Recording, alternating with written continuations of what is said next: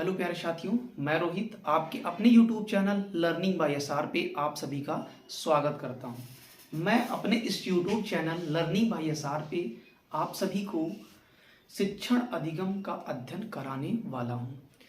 जैसा कि आप लोग जानते हैं, शिक्षण अधिगम विभिन्न टीचिंग एग्जाम टेट हो गया, सीटेट हो गया, सुपर टेट, DSSS या विभिन्न राज्यों के टीचिंग एग्जाम में शिक्षण मनोविज्ञान के प्रश्न पूछे जाते हैं। तो हम अपने इस चैनल पर यहाँ सिलेबस के अकॉर्डिंग इसे यूनिट में डिवाइड करके और इसके जो सब चैप्टर्स हैं उनको विधिवत अध्ययन करेंगे ताकि हम एग्जाम में अच्छे अंक प्राप्त कर सकें। और हम यहाँ पर पूरा कंप्लीट सेशन करवाएंगे। हर चैप्टर की वीडियो आपको प्रदान की जाएगी जिससे आपकी तैयारी बेहतर हो सके। तो आज हम क्या करेंगे, पहले शिक्षण मनोविज्ञान के जो कॉमन सिलेबस हैं, लगभग जो DSSS, टेट और सुपर टेट में कॉमन है, इनका डिस्कशन करेंगे और इसके बाद इसकी पहली यूनिट को आज से ही प्रारंभ कर देंगे। तो चलिए हम आज थोड़ा सा सिलेबस का डिस्कशन करते हैं, उसके बाद हम पहली यूनिट पर चर्चा करेंगे। तो चलिए हम देखते हैं सिलेबस, जो कि बताया हमने कि DSSS हो गया, टेट हो गया, सीटेट हो गया में कॉमन है। तो सिलेबस की पहली यूनिट जिसको हमने डिवाइड किया है लगभग 7 यूनिट में, तो पहली यूनिट में मनोविज्ञान यानी कि साइकोलॉजी में हम इसका प्रारंभ कब हुआ, किन किन मनोवैज्ञानिकों का इसमें योगदान रहा, इसके बारे में अध्ययन करेंगे। और दूसरी यूनिट जो होती है ये बाल विकास, इसमें चाइल्ड डेवलपमेंट यानी कि बालक के विकास के शारीरिक विकास, मानसिक विकास, संवेगात्मक विकास के बारे में अध्ययन करेंगे, शैशवावस्था, बाल्यावस्था में, किशोरावस्था में। और तीसरी यूनिट आती है अधिगम एवं अभिप्रेरणा यानी कि लर्निंग एंड मोटिवेशन के बारे में हम पढ़ेंगे। और जो इसके बाद चौथी यूनिट आती है व्यक्तिगत भिन्नताएं, इसके बारे में पढ़ेंगे यानी कि इंडिविजुअल डिफरेंसेस के बारे में। और पांचवी यूनिट समावेशी शिक्षा, इंक्लूसिव एजुकेशन के बारे में। और जो ये हमारी छठी यूनिट है शिक्षण अधिगम की प्रक्रिया, विभिन्न शिक्षण अधिगम की प्रक्रियाओं के बारे में, टीचिंग लर्निंग प्रोसेस के बारे में, इसका हम अध्ययन इसमें करेंगे। और अंतिम यूनिट आती है 7th यूनिट, भारतीय शिक्षा का इतिहास, हिस्ट्री ऑफ इंडियन एजुकेशन, भारतीय दार्शनिकों, मनोवैज्ञानिकों का इसमें योगदान क्या है उसके बारे में हम पढ़ेंगे। तो जैसा कि हमने यहाँ पर सिलेबस बताया है कि ये कॉमन है सभी एग्जाम में लगभग, और इसके अलावा भी जो सिलेबस में है अन्य चैप्टर है, नई नई चीज़ें जोड़ी गई हैं, उसके बारे में भी हम यहाँ पर डिस्कस करेंगे और विधिवत, ताकि एग्जाम में हम बेहतर रिजल्ट ला सकें। तो चलिए आज हम अपने पहले यूनिट मनोविज्ञान से ही स्टार्ट करते हैं। मनोविज्ञान पहली यूनिट है सिलेबस में, इसके बारे में हम डिस्कशन करेंगे। इसका प्रारंभ कहाँ से हुआ, किन किन मनोवैज्ञानिकों ने इसमें अपना योगदान दिया, इसके बारे में।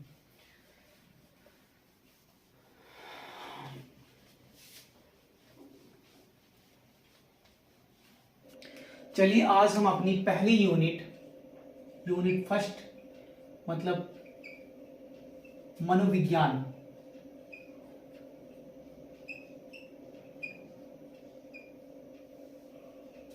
साइकोलॉजी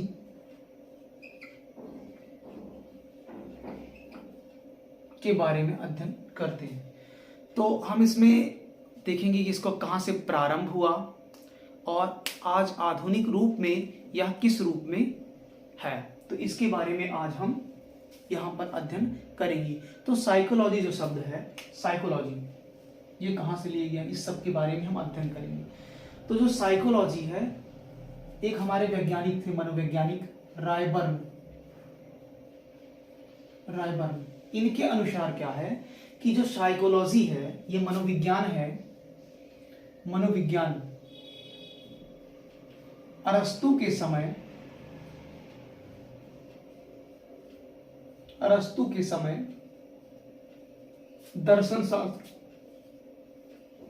दर्शन शास्त्र के रूप में प्रारंभ हुआ। तो अब ये दर्शन शास्त्र क्या होता है? दर्शन शास्त्र में, प्रारंभ में दर्शन शास्त्र में आत्मा, परमात्मा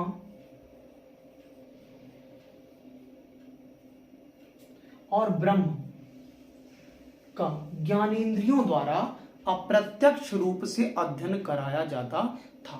बट अरस्तु ने आत्मा का विज्ञान का प्रतिपादन किया। कब प्रतिपादन किया? जिसमें इन्होंने बताया कि आत्मा जो है, आत्मा के विज्ञान का प्रतिपादन किसने किया? अरस्तु ने। इन्होंने इसमें बताया कि पहले क्या होता था, दर्शन शास्त्र में आत्मा, परमात्मा और ब्रह्म का ज्ञान कराया जाता था। इन्होंने मानव को जानने व समझने के लिए आत्मा के विज्ञान का प्रतिपादन किया।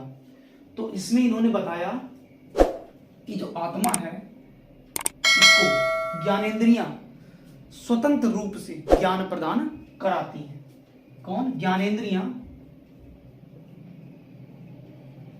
ज्ञानेंद्रियां स्वतंत्र रूप से आत्मा को ज्ञान प्रदान कराती हैं। आत्मा को ज्ञान प्रदान कराती हैं।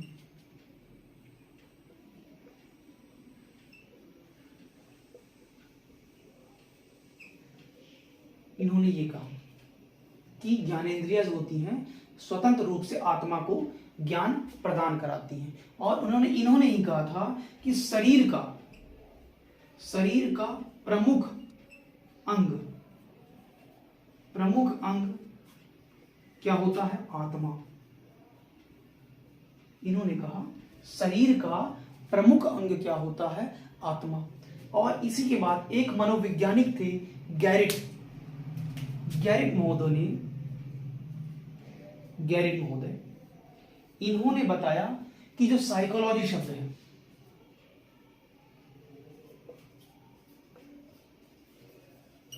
साइकोलॉजी, ये दो शब्दों से मिलकर बना है। दो शब्द कौन कौन से थे? साइकी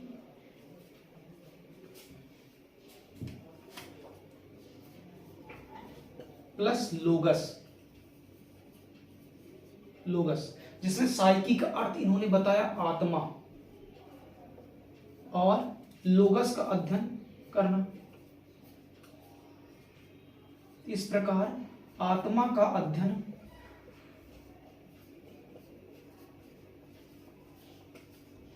ही क्या कहलाया? मनोविज्ञान कहलाया इनके अनुसार। अब यहां से तो इन्होंने बता दिया कि साइकोलॉजी दो शब्दों से मिलकर बना है, साइकी प्लस लोगस। इसमें साइकी का अर्थ होता है आत्मा, या हम इसे सोल कहेंगे, और लोगस का अर्थ इन्होंने बताया अध्ययन करना। तो साइकोलॉजी का इन्होंने क्या बताया कि आत्मा का अध्ययन करना ही क्या कहलाता है? मनोविज्ञान। इन्होंने तो ये बता दिया। बट जो साइकोलॉजी शब्द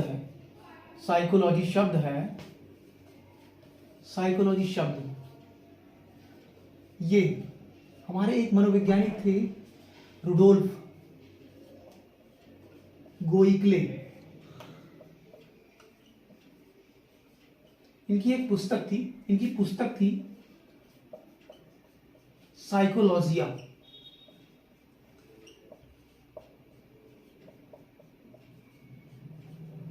1590 ईस्वी में इन्होंने लिखा था इसको। 1590 ईस्वी में इसी ने सर्वप्रथम मनोविज्ञान साइकोलॉजी शब्द का सबसे प्रथम प्रयोग रुडोल्फ गोइक्ले की पुस्तक साइकोलॉजिया में 1590 ईस्वी में किया गया था। तो हमने क्या देखा?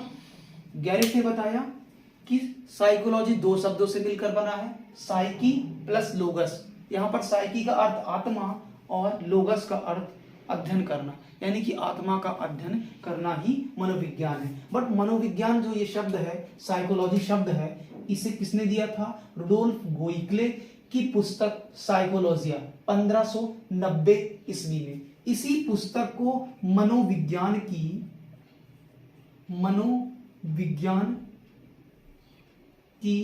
प्रथम पुस्तक माना जाता है। प्रथम पुस्तक माना जाता है, प्रथम पुस्तक माना जाता है। और आत्मा के विज्ञान के अन्य समर्थक कौन कौन से थे? तो आपने देखा पहले समर्थक कौन थे, हमने देखा यहाँ पर अरस्तु, ये हो गए अन्य समर्थक, आत्मा के विज्ञान के समर्थक, आत्मा के विज्ञान के अन्य समर्थक, समर्थक कौन थे, कौन कौन थे? तो हमने यहाँ पर देखा एक हो गए रुडोल्फ गोइके, रुडोल्फ गोइके, दूसरा हमने देखा यहाँ पर गैरिट महोदय हो गए, और तीसरा यहाँ अरस्तु देखा हमने, तीन तो ये हो गए। और जो अन्य मुख्य हैं जैसे प्लेटो हो गए और देकार्ते, ये इसके प्रमुख मनोवैज्ञानिक थे जो आत्मा के विज्ञान के समर्थक थे। लेकिन 16वीं शताब्दी के अंत आते आते इस आत्मा का कोई रंग रूप या इसकी प्रकृति, इसका स्वरूप स्पष्ट नहीं था, और क्योंकि इसे आत्मा का विज्ञान कहा गया, विज्ञान प्रत्यक्ष रूप से और प्रयोग पर आधारित होता है, तो इसका क्या कर दिया गया, इसकी परिभाषा को अस्वीकार कर दिया गया। तो यहां से इसके बाद आया मन का विज्ञान, मन का विज्ञान। तो आपने देखा कि मनोविज्ञान का प्रारंभ कहां से हुआ, इसमें आत्मा के विज्ञान के रूप में दर्शन शास्त्र का ही एक अंग है। अब आगे हम पढ़ेंगे मन का विज्ञान, मन का विज्ञान। दूसरा क्या था, मन का विज्ञान, मन का विज्ञान, इसे मस्तिष्क का विज्ञान भी कहते हैं, मन का विज्ञान। इसके समर्थक कौन थे? प्रमुख समर्थक जो थे मन के विज्ञान के, वो थे पोम्पोनाजी, ये हो गए पोम्पोलाजी, ये इटली के थे, ये इटली के थे। इन्होंने कहा कि जो साइकोलॉजी है, ये दो शब्दों से मिलकर बना है, एक तो वही साइकी प्लस लोगस। यहां पर इन्होंने, इनके अनुसार इन्होंने बताया कि साइकी का अर्थ आत्मा नहीं मन होता है, और लोगस का अर्थ क्या होता है, अध्ययन। तो इनके अनुसार क्या हो गया, मनोविज्ञान क्या है, मन का अध्ययन, मन या मस्तिष्क का अध्ययन ही क्या कहलाया, मस्तिष्क का अध्ययन ही क्या है, मनोविज्ञान है, मस्तिष्क का अध्ययन मनोविज्ञान है। तो इनके अनुसार जो ज्ञानेंद्रियां होती हैं वो स्वतंत्र रूप से मन को ज्ञान प्रदान कराती हैं, ना कि आत्मा को। क्या कहा इन्होंने, इन्होंने कहा ज्ञानेंद्रियां जो होती हैं, ज्ञानेंद्रियां स्वतंत्र रूप से किसको, स्वतंत्र रूप से मन को ज्ञान प्रदान कराती है,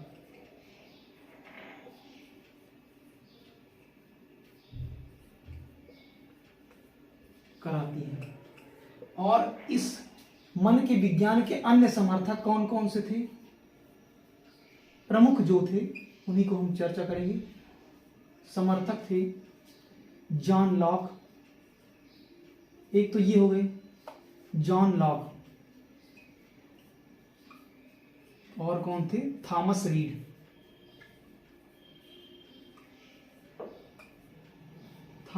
और तीसरा कौन थे, ये पोम्पोलाजी।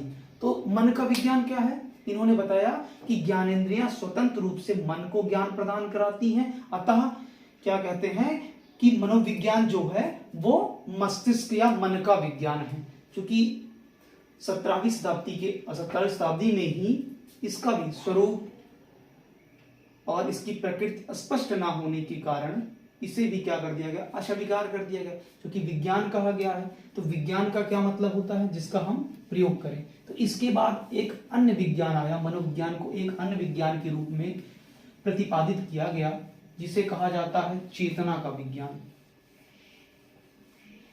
चेतना का विज्ञान। पहला था आत्मा का विज्ञान, दूसरा था मन का विज्ञान, और तीसरे बाद आया ये चेतना का विज्ञान। चेतना का विज्ञान, चेतना के विज्ञान के प्रमुख प्रतिपादक जो थे वो थे विलियम वुंड। विलियम वुंड ये जर्मनी के थे और इनके सहयोगी थे विलियम जेम्स। विलियम जेम्स ये अमेरिका के थे। अमेरिका के थे और विलियम जेम्स को ही अमेरिका में मनोविज्ञान का जनक कहा जाता है। मनोविज्ञान का जनक कहा जाता है। मनोविज्ञान का जनक कहा जाता है। और एक और थे प्रमुख जो विलियम सिल्ली।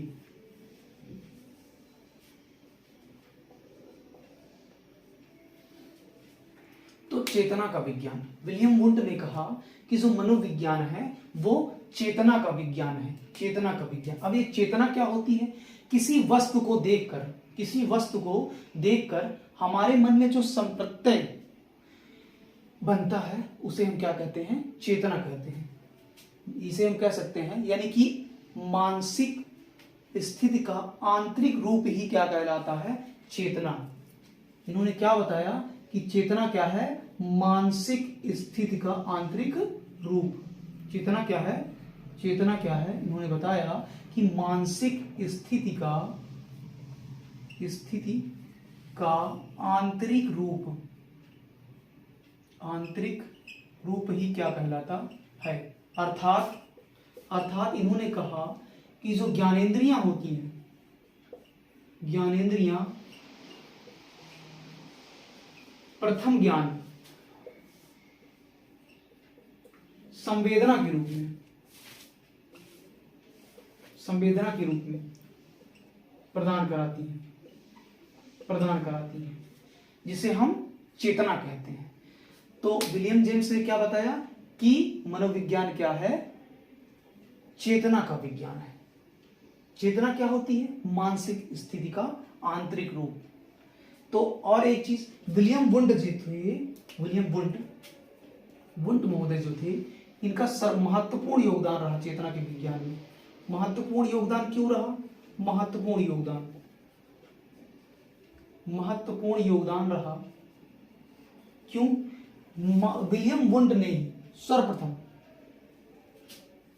सर्वप्रथम मनोवैज्ञानिक प्रयोगशाला की स्थापना की थी। इन्होंने लिपजिंग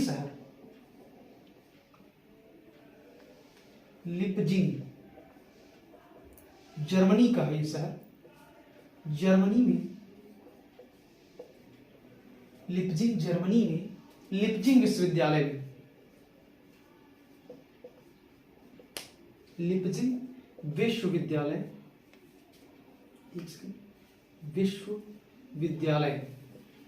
विश्वविद्यालय जिसे आज हम कार्ल मार्क्स विश्वविद्यालय कहते हैं की स्थापना की। किसमें? 1879 ईस्वी में जर्मनी में लिपजिंग विश्वविद्यालय की स्थापना की, जिसे आज कार्ल मार्क्स विश्वविद्यालय भी कहा जाता है।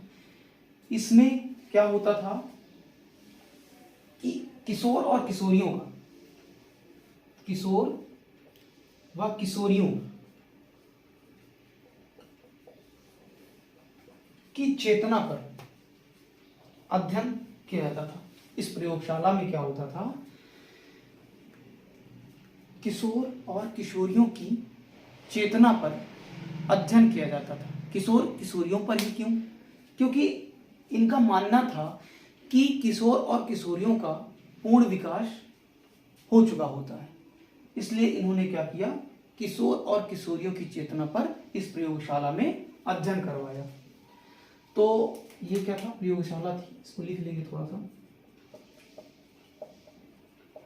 और इन्होंने विलियम वुंड ने ही 1880 ईस्वी में 1880 ईस्वी में क्या किया, सबसे बड़ा काम किया था, मनोविज्ञान को विषय का दर्जा दिलाया। विषय का दर्जा, विषय का दर्जा, पहले ये दर्शन शास्त्र के रूप में था, इन्होंने क्या कराया, विषय का दर्जा दिलाया। इसी कारण इन्हें, विलियम वुंड को ही आधुनिक मनोविज्ञान का जनक कहा जाता है। आधुनिक मनोविज्ञान का जनक, आधुनिक मनोविज्ञान का जनक।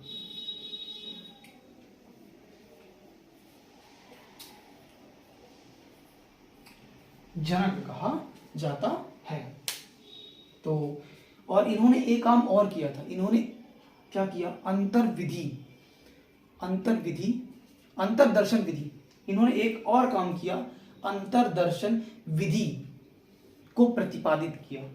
बट इसका भी 19वीं शताब्दी आने से पहले ही क्या कर दिया गया, इसका भी स्वरूप, क्योंकि चेतना पर प्रयोग किया नहीं जा सकता, ये अमूर्त चीज है, तो इसका भी अस्वीकार कर दिया गया। इसके बाद आता है व्यवहारवाद या व्यवहार का विज्ञान, जो आज आधुनिक रूप में भी वही चल रहा है। तो हम इसके बाद पढ़ेंगे व्यवहार का विज्ञान, जिसके प्रतिपादक कौन थे, जेबी वाटसन थे।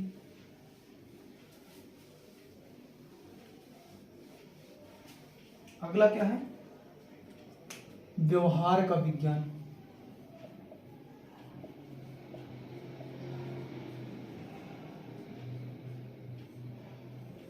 व्यवहार का विज्ञान, इसके जनक कौन है, व्यवहारवाद के जनक जो हैं वो है वाटसन,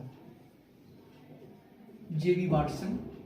इन्होंने ही व्यवहारवाद का प्रारंभ किया। ये अमेरिका के थे और व्यवहारवाद जो है वो, व्यवहारवाद जो है, व्यवहारवाद, व्यवहारवाद 1912 और 13 ईस्वी में अमेरिका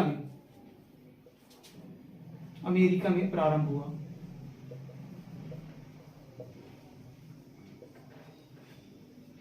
कहां प्रारंभ हुआ, अमेरिका में प्रारंभ हुआ।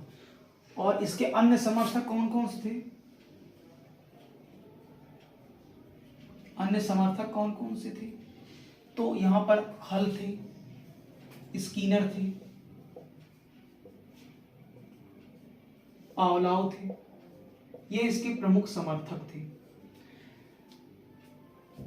व्यवहारवाद का जनक तो वाटसन को कहा जाता है, बट व्यवहारवाद शब्द, व्यवहारवाद में व्यवहार शब्द मैकडूगल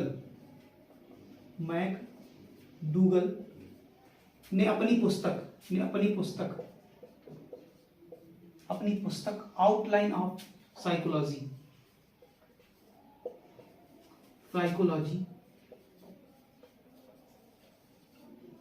में सर्वप्रथम किया था।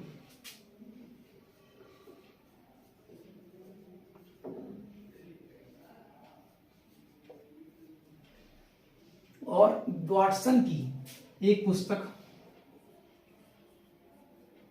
वाटसन की एक पुस्तक थी व्यवहारवाद।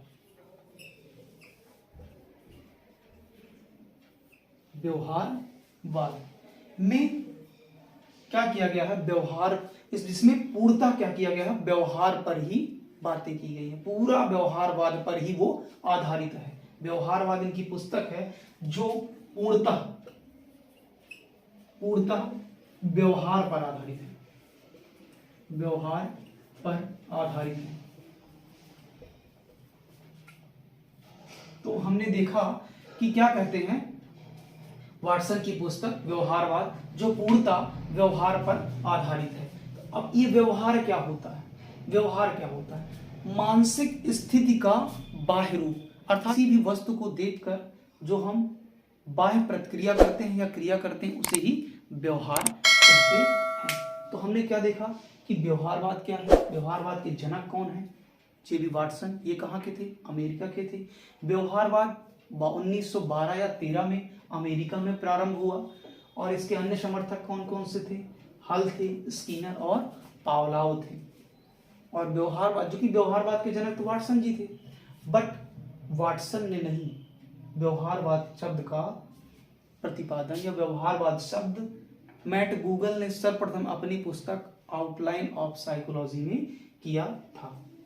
और आज जो हमारा आधुनिक मनोविज्ञान है वो इसी व्यवहारवाद के रूप में चल रहा है।